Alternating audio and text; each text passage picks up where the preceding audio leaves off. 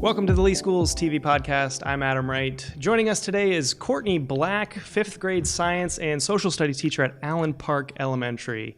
Thank you for being here. Thank you so much for having me. You have had quite a year. It has been quite a year, yeah. It's hard to think about back to August and the start of the school year and all the things that have transpired. Yeah, you've been awarded the Golden Apple this year, and your students and some students from some other schools got to speak to an astronaut aboard the International Space Station, which was really cool.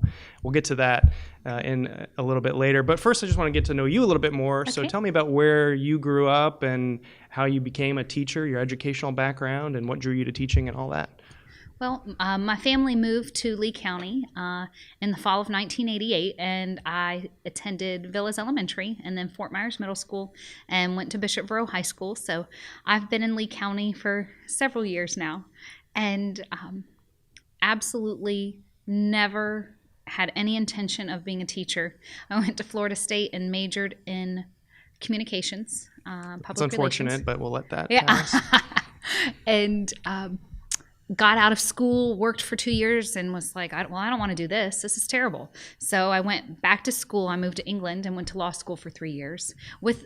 I knew I wanted to work with kids, not teaching again. So I thought I would do some sort of international human rights, international adoption law, and moved back home with the intent of getting a master's in comparative law, and started substitute teaching in my spare time just to earn a little extra money. And it was the kids. Teaching always sounded like a lot of work for not a lot of money. So there wasn't really anything appealing about it until you work with a room full of children who have bright, funny, inquisitive minds that think about things in a totally different way, a totally different perspective than most adults. Mm-hmm. And it's so refreshing and so encouraging. And when you really feel like you are a part of their story and you're impacting the future, there's no other profession or job now that I could ever imagine doing. So I kind of fell into teaching because of being around kids, and being a part of their learning was an incredibly rewarding and very addictive practice. So. Why do you say addictive? Well, I can imagine teaching kindergarten. I don't teach kindergarten, thankfully. They're very small and they run in different directions. But when I introduce a really complex topic in science, and I know it's going to take some struggle, I know it's going to take a lot of time for my kids to get there. But when they do, when they're like, well, I understand that. I understand more about matter now. I understand principles of physics, and they really have a true understanding. Being a part of that aha moment is something that there's not much else that could ever replace it. So it's pretty amazing. And you've been teaching for about 12 years now, you said? Yeah, about 12 years off and on. I stayed home for a few years with my daughter, and I substitute taught in Lee County. And started as a substitute. So if you put all my teaching years and experience together, it's been about 12 years. So what you said, you were in England for 3 years? What was that like? Amazing. I think I probably should have been my first indicator that I was meant to teach, because I loved learning. I loved being in school. I loved that process of being with other learners. And the teaching community is very much like that. I collaborate with so many other teachers, not only in Lee County, but across the nation. And it's one of my favorite things because they have such amazing ideas on how to reach and teach every kid, how to incorporate new technology, how to get that rowdy classroom back on track. And I'll often text or send an email to field ideas, and it's really been the best experience being able to reach out to other teachers that have like best practices and are like-minded. So you teach both science, 5th grade science, and social studies. Is that rare for one teacher to teach just those two subjects? Because I don't think I ever had a teacher who taught just those two. No, it probably is rare. I have a very supportive administration who knows that my heart is science and knows that I want to kind of build those relationships and teach as many kids as possible. So they allowed me this year to teach science and social studies. And most of the time it's science and math tends to get a little more time, effort, and attention. So when this opportunity came up for me to just teach science, it was very rewarding, and I very much appreciate it. So you were just social studies before that, or no, I was math and science before that. Normally, they take social studies and they weave it into the ELA or the language arts curriculum, and that's where it normally lives.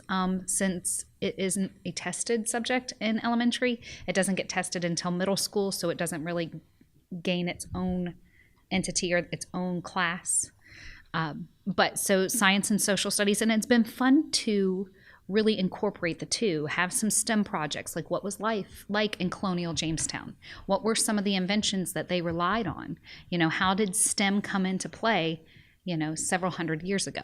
So that's kind of been a fun challenge. Yeah, I was going to ask, so how do you teach the two? Do you mix them up? Do you do like first half of the day is science, second half of the day is social studies, or do the students travel to different teachers throughout the day? What's your typical day kind of like?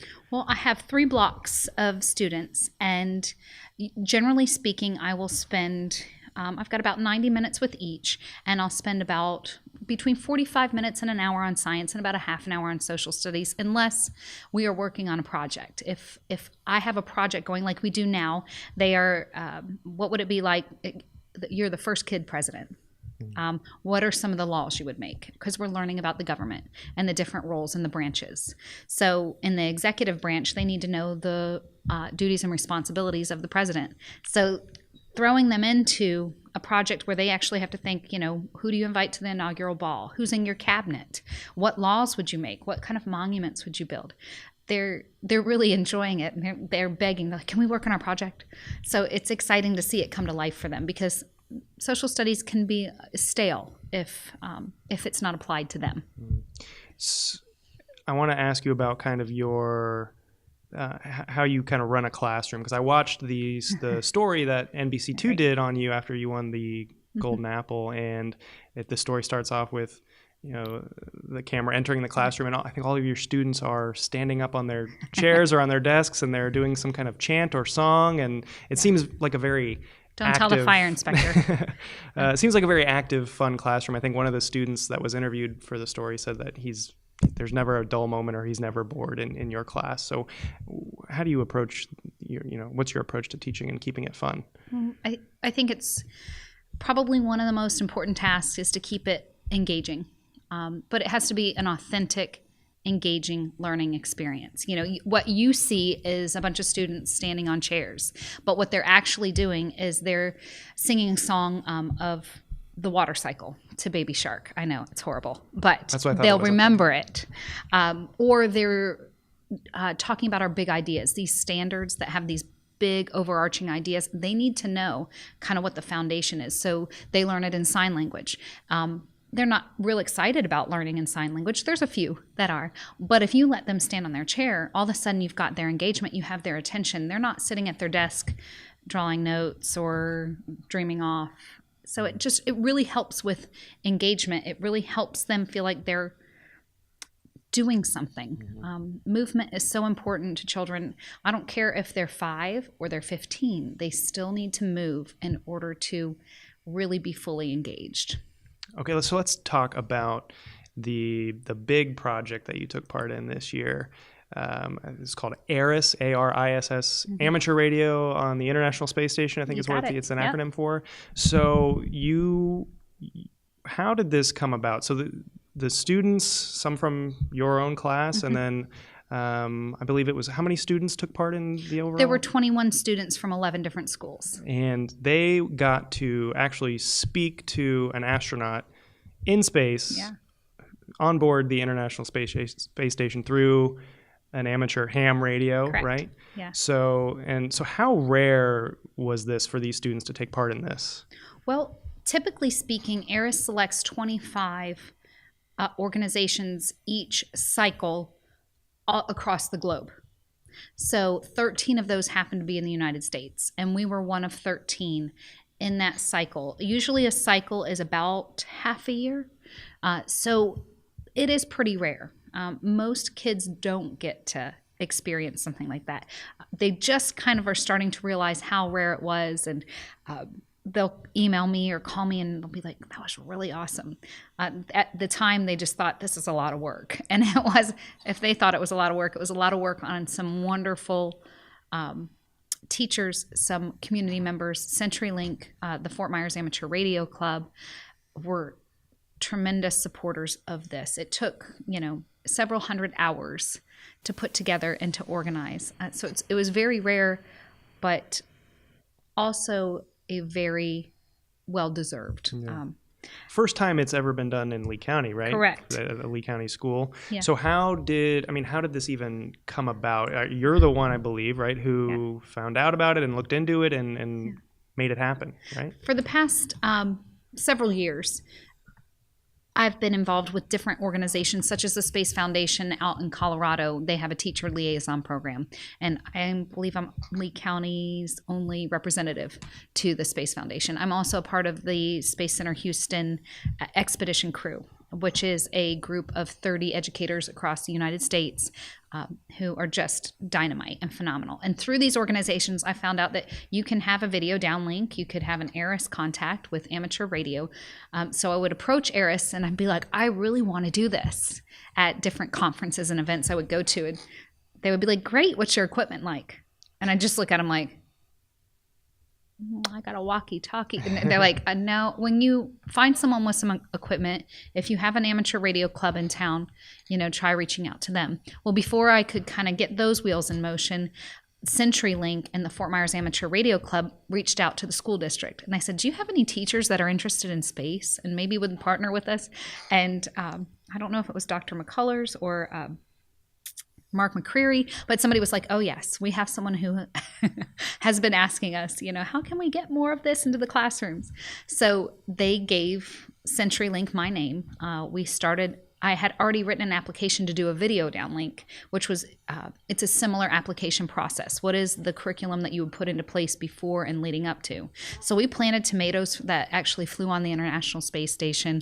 We tracked our steps. Did you get to eat the tomatoes? Yeah, we ate them. They tasted fine. Yeah, I might be, growing another, head. No, but they were great. They were regular old Roma tomatoes, except some of them had flown on the International Space Station and some of them stayed on Earth, and they had to see if there was any difference in the germination rates. So NASA actually uses that data that we collect, and it's a free program for all teachers, any teachers out there, Tomatosphere, First the Seed Foundation. It's really, really cool. Great way to introduce, plants and life cycles of a plant and variables. So that was one project we did. We also tracked our steps to the moon through another program called Train Like an Astronaut. And they have all these free programs that tie space beautifully into the curriculum we already have set in place, the standards we already use. And it was just kind of easy. I think Shelley Chitwood from CenturyLink, she's like, wow, the stars have just aligned on this one. And they certainly had. So everything just fell into place. It was right around the time of Irma when we started the application process. So that gives you an idea of how long it took for us to get everything together, get all the community members on board, orchestrate the event. And then, it was only a 10-minute conversation. So it's, some kids are like, how long are we going to be committed for this? So it's a long time. They would practice, using ham radios, but it was well worth it. And it happened, and the event was when again? October 8th. October. October 8th. And then Irma was, I think, in September of the year before. Previous so year. It took over a year. Took over a year. Yeah. And we just had our last event with ARIS where the kids got a QSL card, which is the proof that you make contact. So on one side of the QSL card, it has their name and the call sign that they used. And on the other side is the International Space Station, because it was actually, you can have two different types of contacts. One's called a telebridge, where you bounce off satellites. So the International Space Station doesn't have to be directly above. Well, we chose to do the direct contact, which is where you can only have a window of about 10 minutes, because it's those 10 minutes that the ISS is actually passing above you, which that's why we had that big antenna right on top of the school. So. And so you said the kids tracked their steps to the moon. So how many steps would it take to actually walk to the, can you remember? 148 million steps, or give or take 100,000 or so. So it was a lot of steps. You students actually walked The 148 million? students, not one student, but collectively a group of students tracked their steps. We tracked them.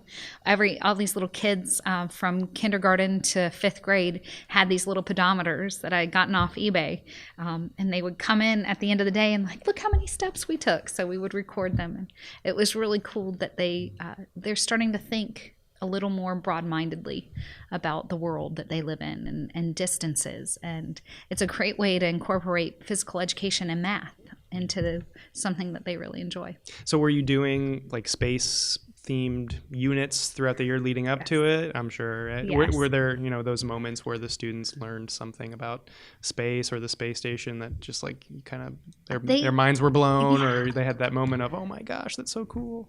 They do. Maybe not as much as their teacher, but some of them. I have some true space lovers in my class, and we kind of bond over that shared affection.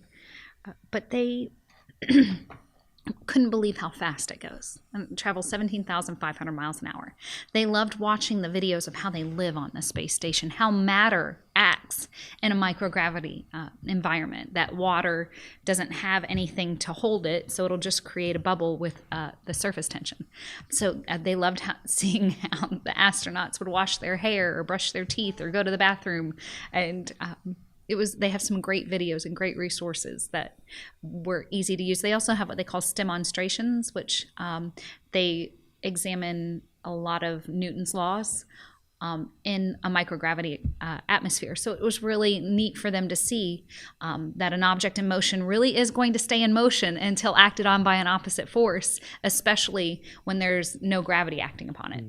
So all this learning is leading up to the actual day of setting up this ham radio. So the astronauts on the space station, they have an amateur radio up there with them too? They do. They have a complete, I believe it's an Ericsson system, and it's not unlike one we would have down here. Unfortunately, the day of the event, their large radio broke, unbeknownst to us until just a few minutes beforehand. So it created a little bit of stress. And basically, Dr. Annan Chancellor was the astronaut. She's board certified in aerospace medicine. I did not know you could be certified in aerospace medicine. But she was just a champ because she got out the little handheld Kenwood, and it was basically a glorified walkie-talkie. She conducted the entire ARIS contact on the handheld radio. It went off without a hitch, and the kids got to ask all their questions. All 21 kids got to ask a question. I got to ask too, and that was really cool for me. And she was great. It was just an incredible experience that she would take time out of her busy schedule to talk to 21 kids from Lee County and one very excited teacher. And she is just inspiring that next generation. And I hope to do a little bit of that too. So. And we were there and we had cameras filming the thing. So let's play a little short clip of what it was actually like talking to them. Hi, my name is Avery Black. And how often do you get to talk to your family? Over. Hi, Avery. Actually, I can call my family every day on the cell phone if I want to, and then once a week I get to see them on kind of a video conference. Over. My name is Joshua Yu. Who or what inspired you to be an astronaut and have a STEM-based career? Over. Actually, my family was very supportive when I was growing up, and I just remember watching shuttles launch over and over and over again and absolutely loved it and knew I needed to be there. Over. Okay, so how come only 10 minutes? Was it because of the movement of the space station and there was only that little window to get a signal, or how does it work? You're absolutely right. There's only about a 10-minute window that the ISS is in range, which they would call it. And it's about I don't know how big the range is. It's bigger than, because you're about 250 miles up. They're going 17,500 miles an hour. So it's a good size range, but it's still, they're moving so fast, it is not a long period of time. So that's why we were limited to 10 minutes. We could have probably had a longer one had we done the telebridge, because it could attract the International Space Station, but that's not fun. We want to make it hard. So Now, did the questions that the students asked, were those very methodically thought out, what they were going to ask well beforehand? Did you go over with them what Well, they should ask? Did they come up with their own questions? they did. They came up with their own questions. I felt like it was important for it to be an authentic experience. I wanted them to find out the answers to their questions. What do you want to know? One kid said, I can look up the technical part. I want to know what drove her to become an astronaut. I want the personal question. Another kid asked what food tastes like on the International Space Station. So, these kids are incredible, and they have very inquisitive minds. There were probably close to 100 applications, and we ended up taking 21. So I was so proud of those kids because they came, they gave of their time, they practiced. They were very articulate and awesome. We practiced ham radio etiquette. We practiced being well-spoken, loud enough, enunciating. And I can't say enough about those kids. So 100 applied, and so only 21 made the cut. What was the kind of some of the deciding factors? Was it did they have to kind of demonstrate a love and an interest for space, or what was the application process? That was part of it. Yeah. And I felt like that was an important part of it because this opportunity had the potential to be a catalyst for many of these kids to spur them on to STEM careers. And that's really where my heart is, because if that's something that they're passionate about and they want to go after, I want to create experiences really across Lee County. And I'm really passionate about this. There's so much more that's out there that I hope to do. It's kind of like drinking from a fire hose. But the main criteria for picking these kids was very much, are you interested in the STEM career? And so, you kind of answered it, but I was going to ask, why do this in the first place? Obviously, it's really cool. Yeah. But obviously a lot of work too, going Yes. into, a year's worth of preparation and everything. So the main purpose to inspire the students, to show them something that was awesome and encourage them to maybe become an astronaut themselves. I would love that.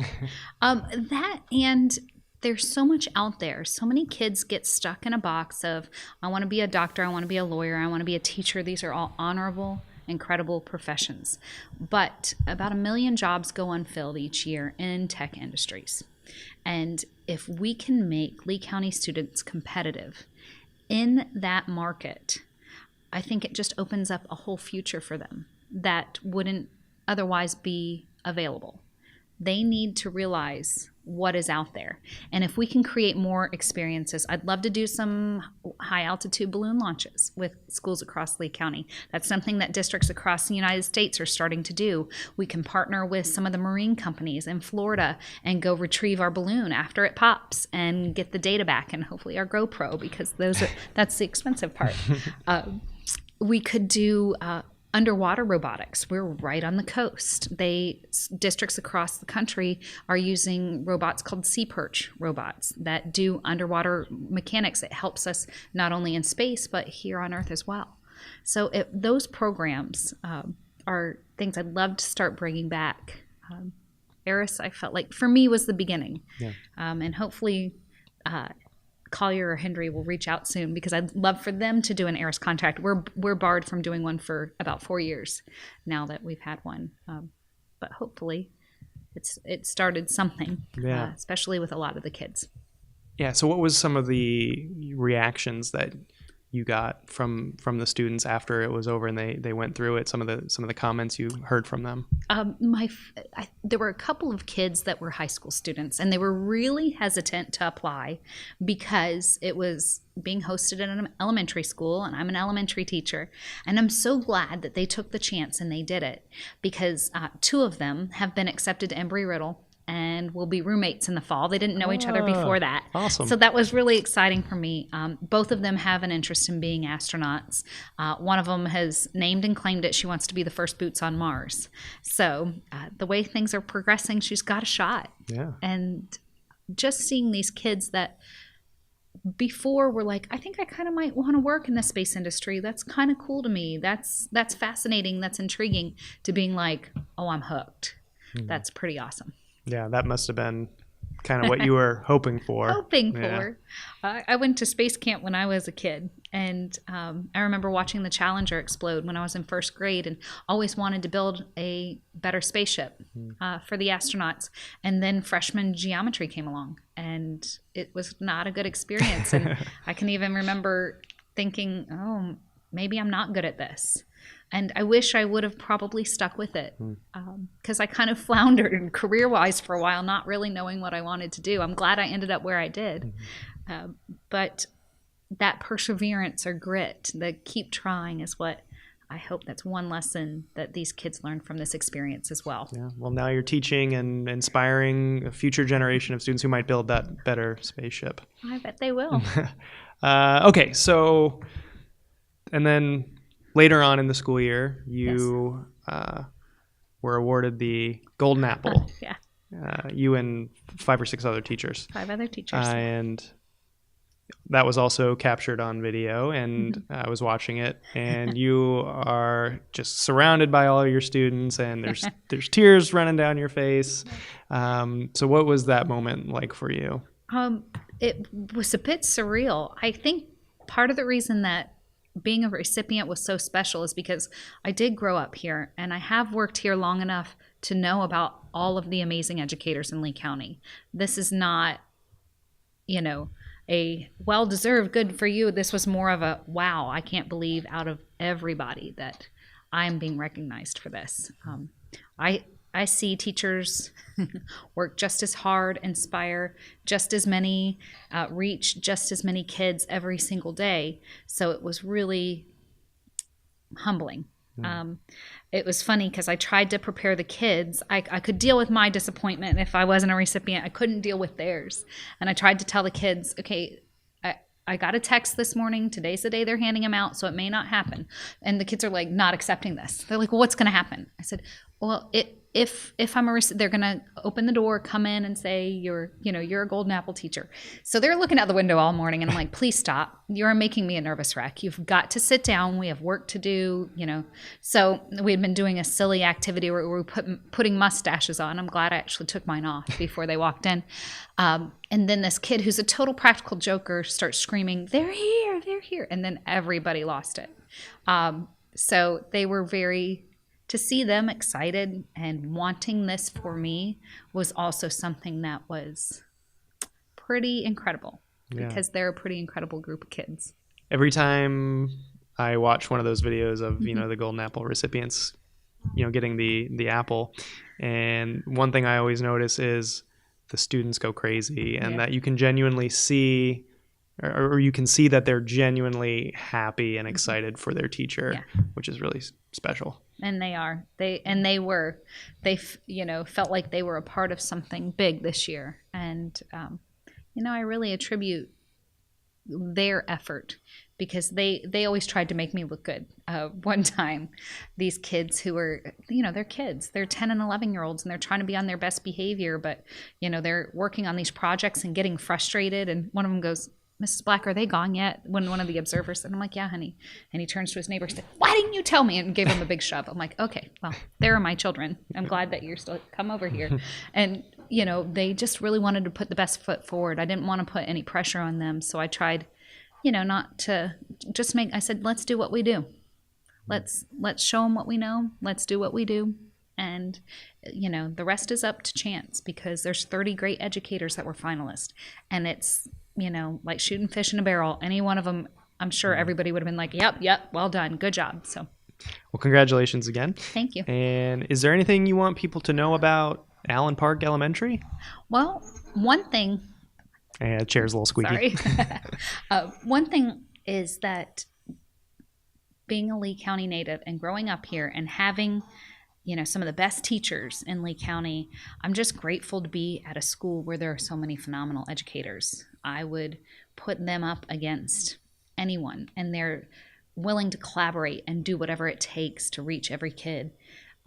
I love our STEM program that's growing. I was just starting to work. We're going to Legoland next week, and we're going to take a Lego Mindstorm robotics class with the hopes of starting a Legoland or a Lego first Mindstorm robotics team. We already have a STEM club, and we have coding robots, the Spheros, and some drones. But this is something that I feel like, especially at the elementary level, is pretty rare and would be great not only for Allen Park, but for Lee County as well. Cool. Are you ready for the speed round? 5 questions? Sure. Cool. Go for it. All right. What's your favorite book? My favorite book, either Gone with the Wind or The Martian. Okay. Pretty Little different. different genres. Yeah. Yeah. See what do you think about both of the movies? I thought that especially The Martian was pretty close to the book. There were a couple of parts that they took some liberties with, but I thought that was pretty good. Gone with the Wind, the book it was one of the first long novels I read. I read it in middle school. Wow. And I'll revisit Isn't it like 1,000 pages? It's something like that. I've always loved to read. And every once in a while I'll go back and revisit and read it again. And it's one that I feel like I pick up new stuff every time. Well, with 1,000 pages, you probably can. Yeah. But The Martian, I felt like, was a science textbook put to a fiction story. And I loved how accurate it was. So that Andy Weir, is that his Andy name? Weir. He's really known for being really technically accurate, right? And he was. There's nothing more frustrating as a science teacher, and I'm sure, some engineers and scientists across the world would agree when you're watching the story and you're going, oh, that would never happen, because Hollywood takes some liberties. So I love the fact that how accurate it was. It really wouldn't have been a sandstorm on Mars, but they needed that for the storyline. So that we could forgive. So Okay. What's your favorite movie or TV show?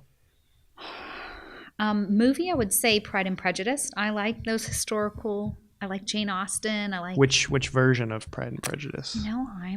I will go against conventional norms. The and newer one? The newer one. With Keira Knightley? Yes. Most people think I'm wrong and like Colin Firth, but I felt That's Elizabeth. my mom's. Was it That's your like mom's? her favorite movie. Yeah. Or one of Elizabeth was just whiny in that one. And to me, after reading the book, I don't feel like Elizabeth was whiny.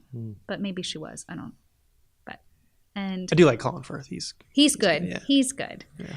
That was movie. TV show, I love Dateline, 2020, those crime mysteries. My husband worries. He starts side-eyeing me like, oh, and I love, if I ever didn't teach, maybe I would go into forensics. I don't know. That would be something that would be fascinating. Well, you said you went to law school, right? I did. Yeah. I did. So you kind of have that. Criminal law was my Yeah. favorite topic. I loved it. I loved, how they put the pieces together, how they figure it out, how they look at the evidence, and they create a story around it. So that's probably. Well, I used to be a reporter, and my favorite thing to cover was when I got to go to cover trials at the courthouse and just spend a day, listening to testimony and all that. I found it fascinating. Yeah. Okay, what's your favorite song, or who's your favorite musical artist or group? That is tough. I'm a big Aerosmith fan. Yeah. Any kind of Dream On. Dream On, like that early one. stuff. Yeah, I like the early stuff. I really like Three Dog Night. I like a lot of 70s kind of rock. I love Buffalo Fleetwood Springfield. Mac. Fleetwood Mac. Yeah. Buffalo Springfield. Yeah. Probably the stuff my mom listened to. But yeah, it's probably some of my favorite. Cool. So I think I might. Well, I don't know. What was your favorite subject in school growing up? Not geometry. Drama. Really? Yeah. I started as a theater minor or a theater major in college, realized I probably wouldn't work in it. So I needed to change. And that's when I switched to communications. Not because I've always wanted to work in communications, but it required the least amount of credits just to get through.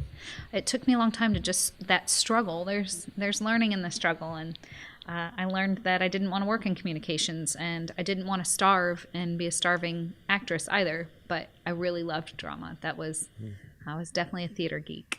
So were you in a lot of musicals and plays? I throughout was, yeah. That was grade school? That was my jam in high school. Middle school too. I did the junior thespians and those competitions and musicals and Do you have any big parts in any musicals that I we was- would know of?